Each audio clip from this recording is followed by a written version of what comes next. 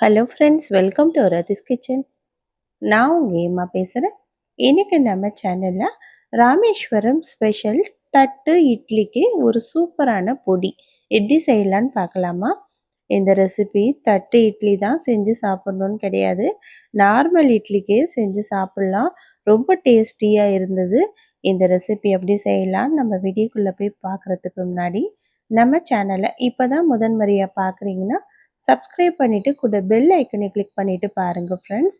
அப்போ தான் நான் போடுற வீடியோலாம் உங்களுக்கு நோட்டிஃபிகேஷனாக வரும். இப்போ வாங்க வீடியோக்குள்ளே போகலாம்.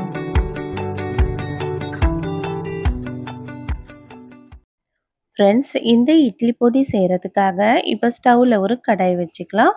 இது நல்லா சூடானோடனே அரை கப் அளவுக்கு உளுத்தம்பருப்பு சேர்த்துக்கலாம்.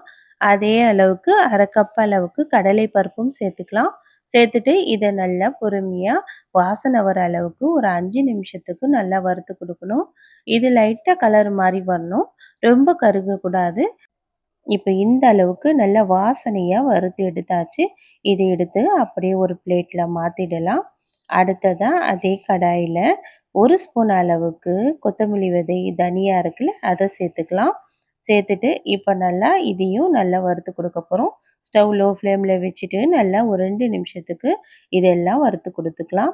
இது கூடவே 2 கொத்து அளவுக்கு கறிவேப்பிலை, இது கூட வரமிளகாய் 10லேருந்து 15 உங்கள் காரத்துக்கு ஏற்ப சேர்த்துக்குங்க.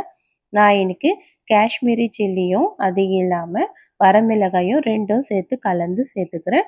நீங்கள் எது வேணுமோ உங்களுக்கு நீங்கள் சேர்த்துக்குங்க. இப்போ இதையும் நல்லா ஒரு 2 நிமிஷத்துக்கு வறுத்துட்டு அதையும் அதே பிளேட்டில் மாற்றிடலாம்.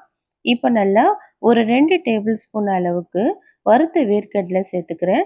நீங்கள் வறுக்காத வேர்க்கடலையாக இருந்ததுன்னா நல்லா ஒரு 5 நிமிஷத்துக்கு வறுத்துட்டு அதுக்கப்புறமா நீங்கள் சேர்த்துக்குங்க.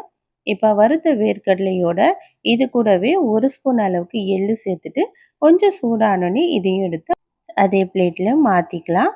இப்போ நல்லா இது கூடவே 2 டேபிள் ஸ்பூன் அளவுக்கு புழுங்கல் அரிசி, சாப்பாடு புழுங்கல் அரிசியில் அதையும் சேர்த்துட்டு இது நல்லா பொரி அரிசி போல் வறுத்து எடுத்துக்கலாம். இப்போ பெருங்காயம் பூண்டு பொரிச்சு எடுக்கிறதுக்காக 2 டேபிள் ஸ்பூன் அளவுக்கு நல்லெண்ணெயை ஒரு சின்ன கடாயில் சேர்த்துக்கிறேன். இப்போ கட்டி பெருங்காயம் ஒரு சின்ன புளியங்கட்டை சைஸ் அளவுக்கு நம்ம எடுத்துக்கலாம். நீங்கள் கட்டி பெருங்காயம் சேர்க்குறதா இருந்தால் இது போல் எண்ணெயில் பொரிச்சிட்டு சேர்த்துக்குங்க. இல்லை தூள் பெருங்காயம் சேர்க்குறதா இருந்தால் டைரெக்டாக அப்படியே நம்ம இந்த பொடி அரைக்கும் போதே டைரெக்டாக சேர்த்துக்குங்க.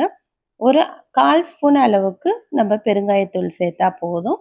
இப்போ நல்லா இது கூடவே 5, 6 பல்லு பூண்டு தோலோடவே இடிச்சிட்டு இதை நல்லா அப்படியே நல்லா பொரிஞ்சு வர அளவுக்கு செவக்க எடுத்துக்கலாம்.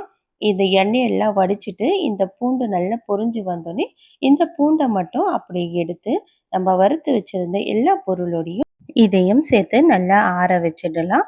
இது நல்லா ஒரு 5 நிமிஷம் ஆறட்டும். ஆறுனதுக்கப்புறம் இதுக்கு நம்ம தேவையான அளவுக்கு ஒரு ஸ்பூன் அளவுக்கு கல்லுப்பு சேர்த்துக்கிறேன். சேர்த்துட்டு இப்போ நல்லா ஆறுனதுக்கப்புறம் மிக்ஸி ஜாரில் மாற்றிக்கலாம். மாற்றிட்டு நம்ம நார்மலாக இட்லி பொடியெலாம் அரைப்போல் கொஞ்சம் கொரகொரப்பாகவும் நைஸாகவும் உங்களுக்கு இட்லி பொடி எப்படி பிடிக்குமோ அது போல் நீங்கள் அரைச்சி எடுத்துக்கோங்க. அவ்வளோதான். எவ்வளோ சுலபமான முறையில் இந்த ராமேஸ்வரம் தட்டு இட்லி பொடி ரெசிபி நமக்கு சுலபமாக ரெடி பண்ணிட்டோம் பாருங்கள் ஃப்ரெண்ட்ஸ். இது ரொம்ப டேஸ்டியாக இருந்தது. கண்டிப்பாக ட்ரை பண்ணி பாருங்கள். இதை நம்ம நார்மலாக செஞ்சு வச்சிட்டோன்னா ஒரு மாதம்னாலும் கெட்டு போகாமல் இருக்கும். நமக்கு தேவைப்படும் போதெல்லாம் இது போல் இட்லியோட நெய்யோ இல்லைன்னா நல்லெண்ணெய்யோ சேர்த்து சாப்பிடும் போது ரொம்ப டேஸ்டியாக இருக்கும். கண்டிப்பாக ட்ரை பண்ணி பாருங்கள் ஃப்ரெண்ட்ஸ். ட்ரை பண்ணி பார்த்துட்டு எப்படி இருக்குன்னு எனக்கு மறக்காமல் கமெண்ட் பண்ணுங்கள். இந்த வீடியோ பிடிச்சிருக்கும்னு நினைக்கிறேன். இந்த வீடியோ உங்களுக்கு பிடிச்சிருந்தா இந்த வீடியோக்கு ஒரு லைக் பண்ணுங்கள். உங்கள் ஃப்ரெண்ட்ஸோடையும் ஷேர் பண்ணுங்கள். மறக்காமல் நம்ம ரதிஸ் கிச்சனையும் சப்ஸ்கிரைப் பண்ணிவிடுங்க. தேங்க்யூ.